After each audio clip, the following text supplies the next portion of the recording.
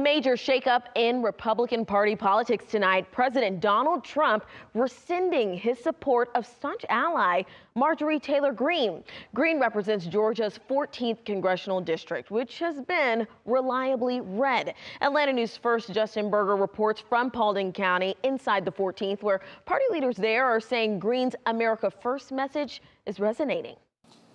Paulding County's Republican Party chair says folks around here don't listen to the noise in Washington, D.C. They're focusing on improving their lives.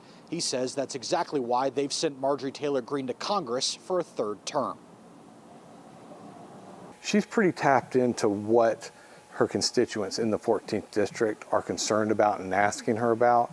So I have to believe that all her actions and her priorities are based around that. Marjorie Taylor Greene pushing back against her party, the America First, America Only Republican making headlines since the shutdown. Breaking from the majority of her Republican congressional colleagues, calling for the release of the Epstein files and speaking out against Republican Speaker Mike Johnson. In Paulding County, Ricky Hess says it's been paying off. And even those that were sort of iffy before seem to be leaning towards supporting her some, and I think that's just really got to do with the message she's been putting out there recently.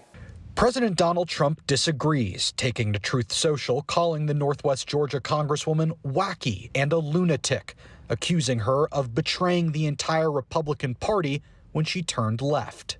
I think that her constituents aren't going to be happy. Already I have people calling me, they want to challenge her to a race in her district in Georgia. And, you know, that's too bad. She's lost a wonderful conservative reputation. That's really not what I've been seeing among party leaders or voters. I mean, as a general rule, it seems like the 14th still supports her very highly.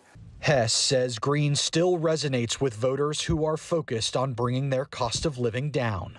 At the end of the day, most people say we like both of them. Jim Tully, the Republican Party chair for the 14th congressional district, saying in a statement, Greene represents Northwest Georgia with clarity, integrity, and resolve, throwing the party's unwavering support behind her. Reporting from Dallas in Paulding County, Justin Berger, Atlanta News First.